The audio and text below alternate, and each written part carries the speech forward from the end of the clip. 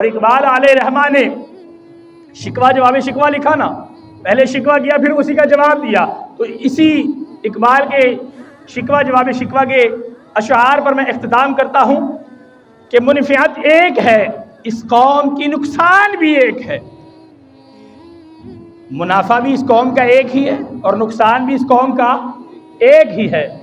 ایک ہی سب کا نبی، دین بھی ایمان بھی ایک ہے۔ کیا ہمارا نبی جدا ہے اور سامنے بیٹھے والوں کا نبی جدا ہے؟ کیا میرا دین اور ہے، سامنے والوں کا دین کوئی اور ہے؟ سب کا دین بھی ایک ہے، سب کا قرآن بھی ایک ہے، سب کا ایمان بھی ایک ہے۔ ایک ہی سب کا نبی، دین بھی ایمان بھی ایک، حرم پاک بھی، اللہ بھی، قرآن بھی ایک۔ کچھ بڑی بات تھی، ہوتے جو سب مسلمان بھی ایک۔ کچھ بڑی بات تھی، ہوتے جو سب مسلمان بھی ایک۔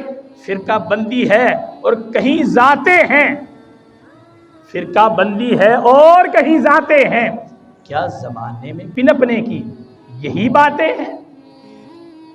یعنی یہ غور و فکر کرنے کے لیے ہمارے لیے اقبال علیہ رحمٰ کی جو شاعری ہے یہ ہمارے لیے بڑی اہمیت کی حامل ہے۔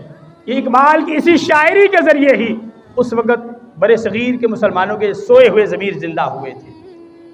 تو اقبال علیہ رحمٰ کی شاعری کو ہمیں سمجھنے کی کوشش کرنی ہے اور اس شاعری کو سمجھ کر ہمیں اتحاد امت مسلمہ پر غور و فکر کرنا ہے۔